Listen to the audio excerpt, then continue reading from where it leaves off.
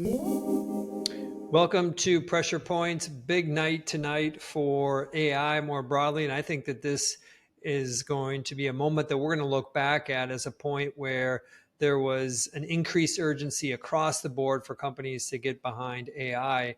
And the reason is that this debate about does AI actually provide utility, I think got a good resounding answer tonight is that yes, there is return on investment. There is better revenue growth, higher profitability because of it.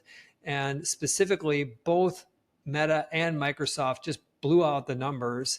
And it wasn't just the revenue growth, but if you look at what the expectations are for the guidance in September, how they're spending in Capex, what's going on in cloud, and just other kind of broad comments around AI.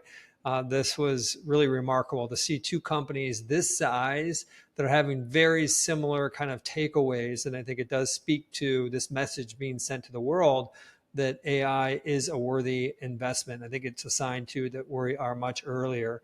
As I mentioned, blowouts for both companies, as evidenced by the stocks trading up at all-time highs at the end of their earnings calls. At this recording, which the Microsoft call just ended, was Microsoft shares were up 9%. They gained 2% in after hours. So it started their call up 7, now not up 9. And if you look at Meta, those shares are trading up about 11% and they gained about 3% in the after hours. So both of them just continue to trade higher throughout the quarter. But I want to break down this view that this is such a big moment in AI into some buckets. First, in terms of what it means, what happened for revenue in the June quarter, and then what their guidance were for September. So in the June quarter, Meta grew revenue at 22%. The street was looking for 14%. They grew in the March quarter at 16%. So this is attributed to the benefits of AI, better targeting, better engagement, better tools for advertisers, better ad placements. All of that is impacting this. That AIs also impact the overall engagement. Daily active users grew 6% year over year to this just incredible number, 3.48 billion people. 6 billion people, 6 billion people on the internet every day.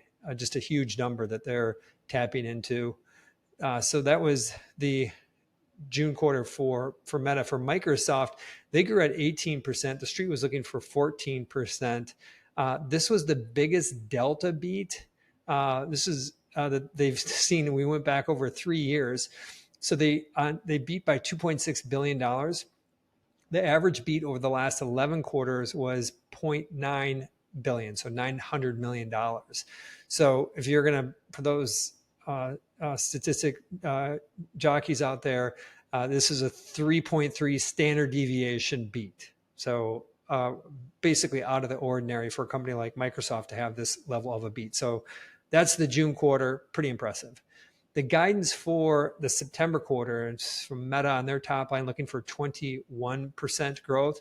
The street had been looking for 14% for the September quarter. And when it comes to Microsoft, they're looking for, I'm going to split hairs here, 15.5% growth if you assume they're going to hit the high end of their guidance. And previously, the street was looking for 13%. And so both for those companies to see that kind of step up in guidance. So both of them saw strong guidance. Second topic is related to Capex and saw significant expansions kind of in the out year. So Meta gave comments about calendar 26, basically suggesting it's going to be up about 48% over calendar 25. The street had been looking for 10% growth. Microsoft, their guidance, that was on a fiscal year, so it's a June 2026 end, so it gets a little bit wonky. But they basically said that growth would moderate, was the word they used, from the 2025 level. And they guided for 2025, which just ended. They didn't guide, but 2025 was up about 50%.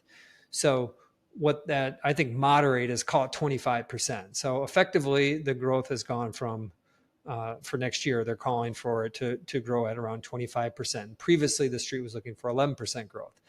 So you've got Meta saying Capex is going to grow at 48% next year, up from 10%. And Microsoft saying it's going to grow, we'll call it 25%, up from 11% before. So the Capex outlook, very impressive.